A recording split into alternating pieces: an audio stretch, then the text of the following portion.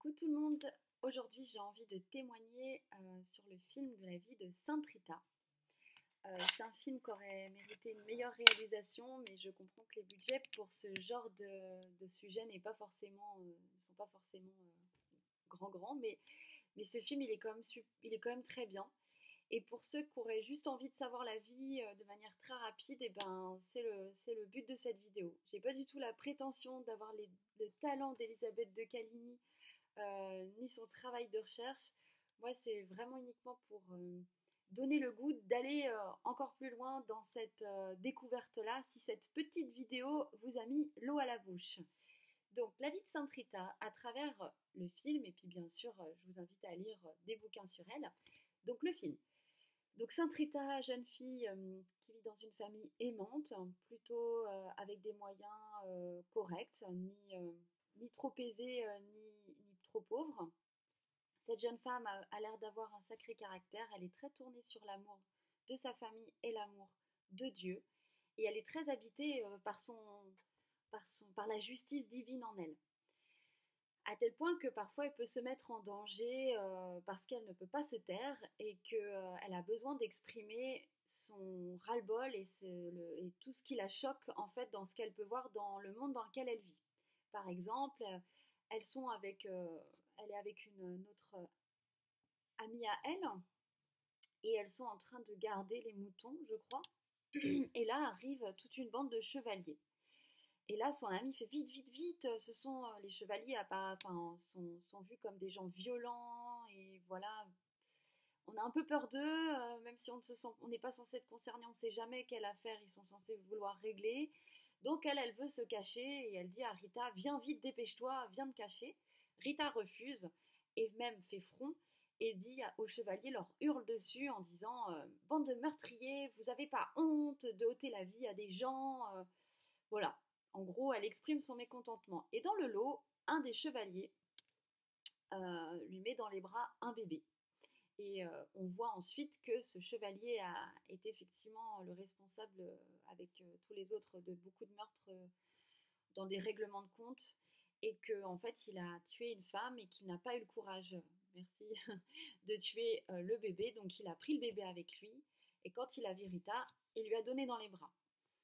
Chose, bah, heureusement qu'elle n'est pas partie du coup, mais elle a été très étonnée de ce geste-là et elle remarque une bague à sa main qui lui fera sens plus tard.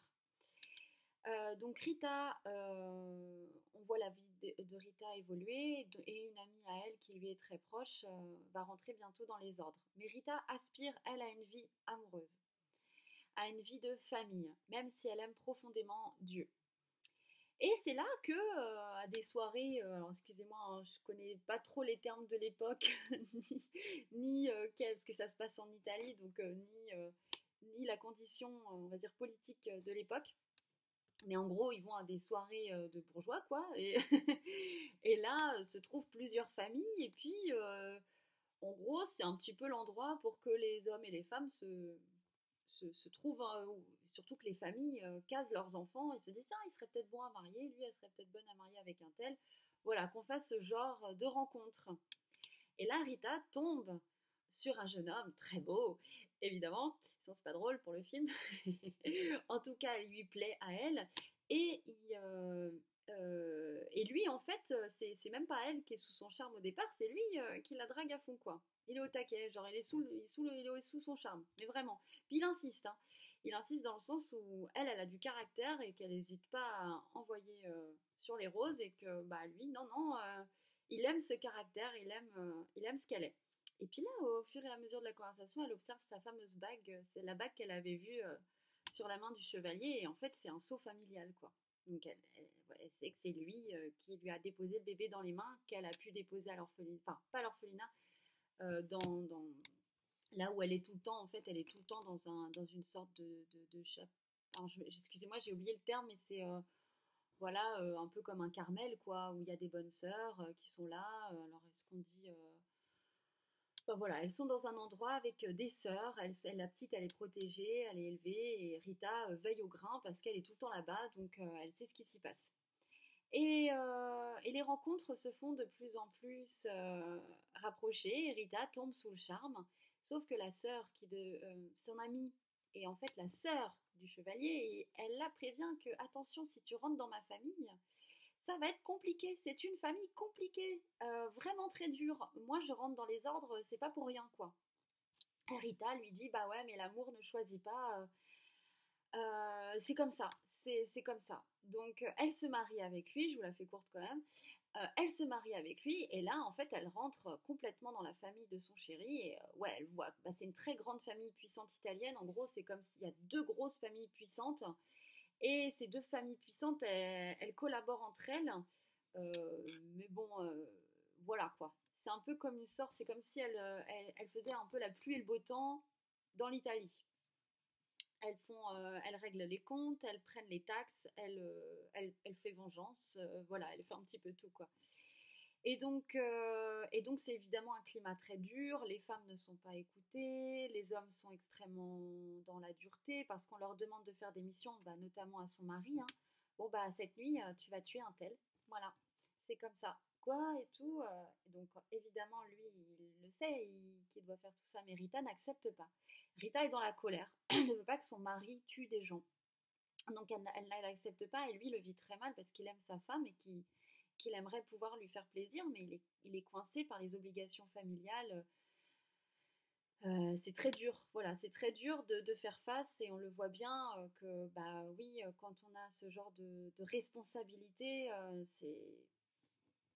c'est pas évident du jour au lendemain de changer de vie. Et à un moment, Rita, en fait, elle le persécute un peu et à un moment, en fait, elle vient s'excuser à lui en disant pardonne-moi, je n'ai pas vu que c'était beaucoup plus dur pour toi que pour moi. Et c'est très beau ce qu'elle fait parce qu'elle se rend compte en fait que c'est facile d'avoir des jugements, de dire faut pas faire ci, faut pas faire ça. Mais elle se rendait pas compte que lui vivait des tourments perpétuels et que faire ce qu'il faisait, ça lui coûtait énormément. Et donc elle lui prend dans ses bras et elle lui dit qu'elle l'aime très fort et en fait elle va l'aider par son amour quoi. Donc lui il se relâche un peu, il est moins sur la défensive évidemment parce qu'il se sent plus agressé par elle et il lui explique que c'est absolument horrible qu'à l'âge de 12 ans on l'a obligé à tuer un homme qui se rappelle encore comme si c'était hier et que ça le traumatise, ça le hante et que en fait c'est comme si lui-même s'était condamné à... Et puis à l'époque les gens étaient vraiment dans le paradis et l'enfer, donc pour lui il s'était pas condamné en l'enfer et il était un damné quoi. Donc c'est très triste et en même temps Rita l'accompagne toujours dans son chemin de bah écoute ton cœur, en gros moi je te soutiens à fond, voilà. Elle essaye de temps en temps de s'opposer à sa famille, mais c'est très difficile, ils sont très durs. Donc voilà, elle finit par renoncer aussi à ce niveau-là. Elle agit différemment, quoi. Elle agit plus avec amour et compassion. Et là arrive vraiment le moment où finalement, bah, elle tombe. Non, il décide de renoncer, renoncer à devenir chevalier. Ils avaient un petit village un endroit, une maison de meunier dans la famille. Il demande à récupérer cette maison de meunier et à destituer de ses fonctions pour pouvoir avoir une vie de famille calme, avoir une vie simple et ne plus tuer. Sauf que sa famille, évidemment, n'apprécie pas, mais accepte, mais il faut aussi l'autorisation de la deuxième famille qui est un peu plus puissante et qui, en gros, c'est un donneur d'ordre, quoi. Il accepte, mais c'est pas gratuit. Il dit ok, vas-y. Par contre, quand je te demanderai un service, là, tu seras là. Il faudra que tu répondes présent. Donc, il sait que c'est un faux cadeau et qu'il va devoir en payer le prix. Mais ça leur donne l'occasion de vivre une vie de famille quand même relativement paisible. Ils accueillent des jumeaux qui ont à peu près 8 ans quand la fin de cette belle vie paisible à vivre la vie de meunier s'arrête brusquement quand vous l'imaginez. La famille un peu méchante, j'ai oublié les noms, arrive et fait bah là, il y a des règlements de compte, il va falloir que tu interviennes. Un tel est mort, tu dois venger son honneur, c'était ton ami. Ou même son frère, je sais même plus. Ou même son frère, je crois. Enfin voilà, ça s'entretue de partout quoi. Il faut que tu venges ton frère ou ton ami qui est comme ton frère. Et là, il est hyper choqué d'apprendre déjà qu'il est mort. Et puis lui, il se dit mais c'est plus ma vie, ça fait 8 ans que j'ai pas tué, j'ai pas envie de montrer ça à mes enfants, j'ai pas envie d'être cette personne, j'ai renoncé à tout ça, j'ai trouvé enfin la paix. Et sauf qu'il n'a pas le choix, c'était le deal. Et il comprend bien que la vie de sa famille est en danger s'il ne fait pas ce qu'on lui demande. Rita est évidemment désespérée. Et donc son mari va sur le champ de bataille et n'arrive pas à tuer le coupable en fait. Il n'arrive pas, il bloque, c'est plus fort, c'est plus lui, et même s'il a tué son frère, bah, il n'arrive pas à la tuer. Donc qu'est-ce qui se passe? Bah, c'est lui-même qui se fait tuer, mais je crois par la... Pas, ah oui, il se fait pas tuer sur le coup, enfin il ne tue pas, il s'en va, et sauf que ça se sait et que bah, son donneur d'ordre n'apprécie pas du tout et demande à le faire assassiner. Donc il se fait assassiner, le mari de Rita, par ce chef de clan qui n'accepte pas la trahison. Et dans sa mort, il avoue à Rita être libéré et en paix car il a fait le bon choix de son point de vue. Et du coup, Rita en est profondément touchée, bien sûr. Et complètement accablée et attristée aussi. Là, Rita se retrouve seule avec ses deux jumeaux, qui sont des garçons. Et, ces jumeaux sont embrigadés par leur oncle pour venir venger leur père. En gros, vous êtes des, je ne sais plus comment c'est le nom de la famille, vous devez rentrer dans le clan, venger votre père. Vous pouvez pas avoir une vie de paysan. C'est pas ça que vous avez dans le sang. Voilà, en gros, c'est beaucoup ça qu'il leur dit. Donc, elle est horrifiée. Elle dit mais non, mes enfants ne sont pas des tueurs. Je veux qu'ils aient une vie d'amour simple. Venger leur père ne leur ramènera pas, c'est inutile, là, laissez-les tranquilles. Sauf que les enfants sont animés par la colère, la rage, la colère, enfin la rancœur, quoi, la vengeance, l'esprit de vengeance. Donc ils sont très séduits par la proposition de leur oncle et ils partent en ville avec lui, habiter avec la famille de leur père. Rita, à ce moment-là, est complètement rejetée, c'est-à-dire elle n'a même plus le droit de voir ses enfants, ses fils, qui sont entraînés au combat.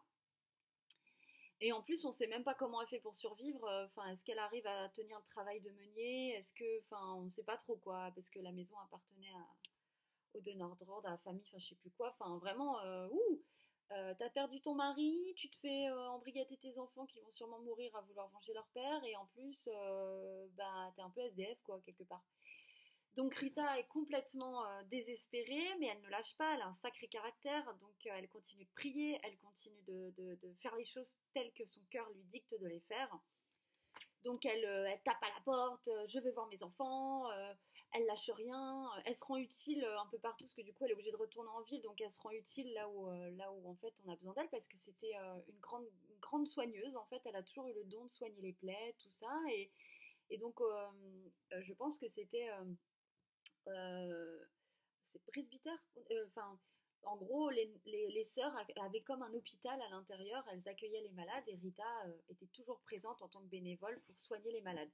Donc, bah, elle continue, en fait, elle fait ce qu'elle peut en attendant de pouvoir parler à ses enfants.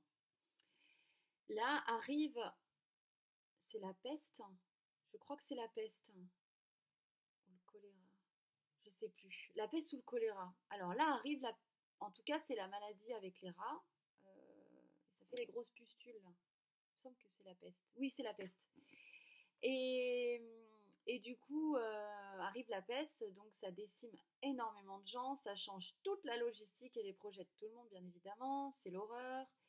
Rita, à aucun moment elle a peur, en fait, elle est toujours à penser à ses enfants. Et elle prie Dieu que jamais ils ne puissent faire des actes qui leur coûteraient trop cher à leurs âmes. Et en fait, elle est horrifiée, elle vient d'apprendre que c'est parce que ses enfants avaient été déplacés dans un endroit pour en gros faire une sorte d'attentat. Elle n'avait évidemment pas le droit de savoir où ils étaient. Et elle a retrouvé leurs traces parce qu'ils étaient malades et ils ont fini par arriver dans un refuge de personnes malades. Donc elle a pu être avec eux dans les derniers instants de leur vie. Donc elle les a... Et ce qui est beau, c'est qu'ils lui ont pas demandé pardon, ils lui ont dit qu'en fait ils n'avaient pas du tout envie de tuer et qu'ils étaient contents de ne pas l'avoir fait et finalement ils sont partis en paix. Mais dur quand même pour elle, donc elle vient de perdre ses deux enfants qu'elle n'avait pas vus depuis, on n'a pas la notion de temps dans le film, mais bon, on peut bien imaginer 6 mois, 1 an quand même. Donc c'est hyper violent, donc là elle perd pied, Euh, elle est très en colère contre le divin, elle devient moitié SDF, un peu folle, à pas se laver, à déambuler, à voler, enfin elle perd complètement pied, quoi, on la reconnaît à peine, euh, ce qui est tout à fait logique hein, au vu de ce qu'elle vit. Et là arrive un miracle. dans le sens où en fait, elle a demandé de l'aide, mais elle n'était pas entendue de son point de vue. Sauf que là, elle redemande de l'aide, je crois. Non, elle demande tout de suite. Enfin bref, elle est en colère. Non, non, elle était en colère. Et là, en fait, elle est dans la rue et elle entend hurler, une femme hurler. Elle dit mince, qu'est-ce qui se passe et tout. Et en fait, elle monte, elle peut pas s'en empêcher.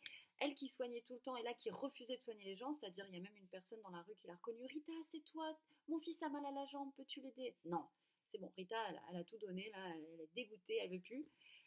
Et là, elle entend la femme hurler, et elle peut pas s'en empêcher, elle monte.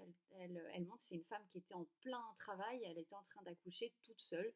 Et Rita, en bonne guérisseuse, bah, elle l'aide à accoucher. En fait, elle l'aide à accoucher et en plus, elle est hyper heureuse de donner la vie. Ça lui redonne un sens à sa vie. Donc, c'est comme un déclic. Ça y est, elle est remplie d'amour enfin.